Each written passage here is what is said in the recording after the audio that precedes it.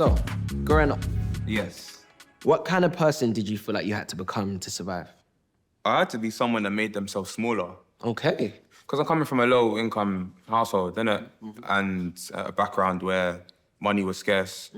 You know, both my mum and my dad were in my life, but I grew up with my mum.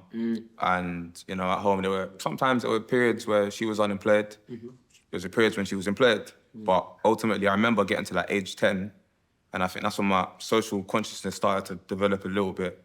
And I started to understand the value of money and, you know, how it affects us, you know, us living in society and, you know, choices you make, things you do or you don't do. Like, I could tell you a story, like, bro, primary school, this is year 5. Like, I remember getting to year 5 and there was these trips that we could take, but they cost a bit of money, innit? You know, most kids will go and tell their parents so that they can go on the trip. But I didn't tell my mum because I knew we were broke. And I knew that she was going through financial hardships at the time. So I didn't tell her, I didn't go on the trip. Do you know what I mean?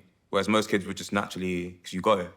So like, that's an example of making yourself smaller. It's understandable. It's understandable when you was aware. It's a good trait. You get it, yeah. It's a double-edged sword though, bro, because obviously it's great to be aware, but sometimes it's like, you know, really and truly, I don't believe you're meant to make yourself smaller, you know, at least not in that sort of dynamic. And so there's a level of like learning and unlearning that I've had to do.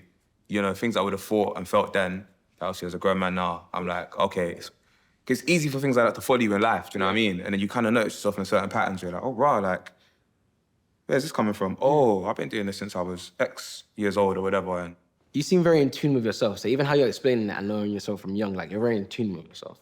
But do you think men of this day and age are able to process and convey their emotions properly? Of course, there are men that are able to, process their, you know, their thoughts and feelings and convey it. However, the percentages of men that are able to do that successfully in a healthy way, I don't know what the stats are. Artists like me who have been championed to be vulnerable and be honest about who they are and where they are in their journey in this life, I would say it comes a bit more easy to me.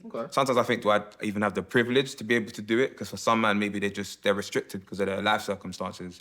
But like, I'm known as Deeriginal, the artist that can make a song like Social Life Challenges talking about not speaking with family and friends for weeks and questioning myself and neurodivergence and all these other things. And, you know, for men who are not like me, of course, it's not going to be easy. 100%. You know, because I feel really championed as of late. Like, I done my headline show a few months ago, and at my headline show, I gave people 2 distinct kind of energies of me. I gave them one side, which I call boom. It's like a sound effect in my tracks.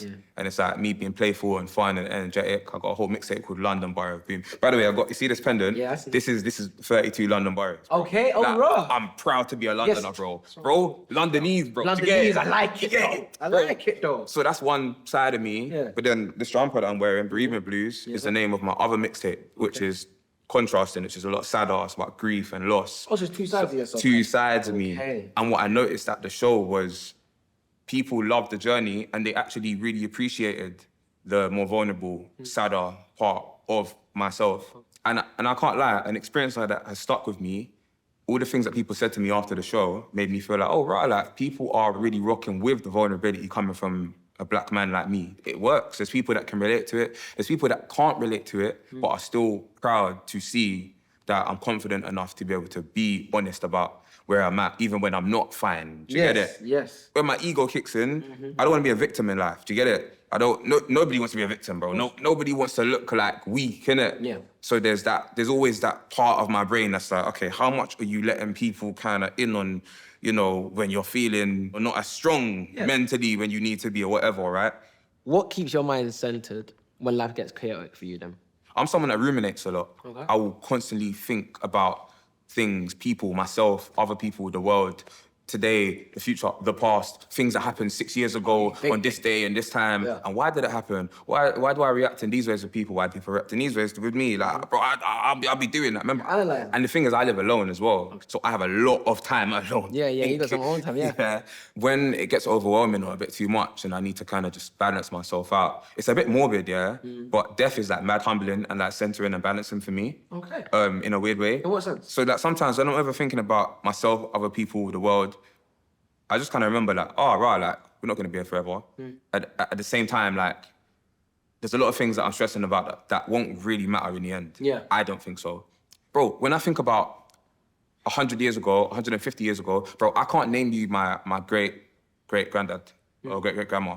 I can't name names, bro. Like, I don't know what they were on, how they were feeling inside, like, day to day, if rumination was a thing for them or anything. And I just tell myself, bro, like, you just gotta keep moving forward, get on with things.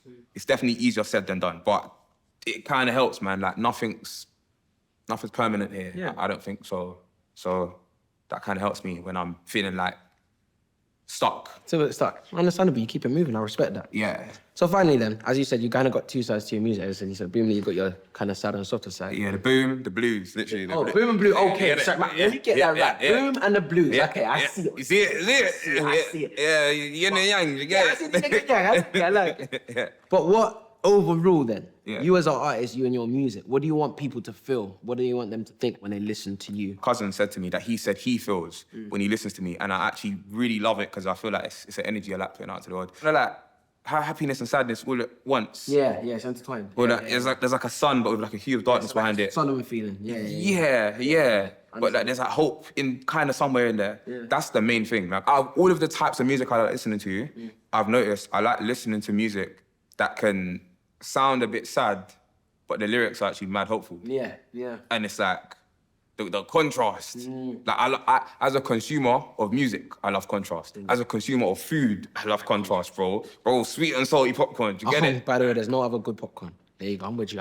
You understand? So, Yes, sir, yes, sir. so I think when people are listening to me, like, I want to just give people that contrast of my experience here as a human being, innit? Yes, sir, man. Yin and yang. Love, I like bro. it, Big my up, boy. bro. Come on, man. Covered. My brother. Yeah, bro.